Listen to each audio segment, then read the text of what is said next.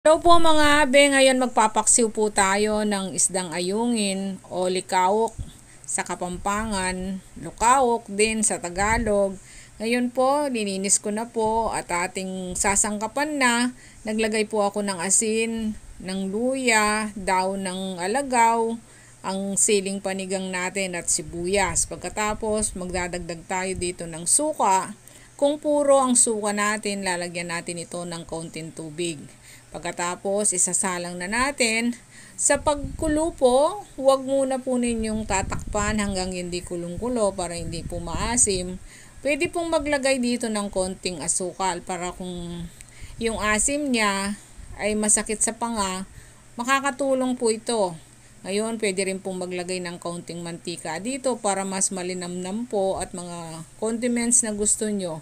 Ayos na po ang ating paksiw na ayungin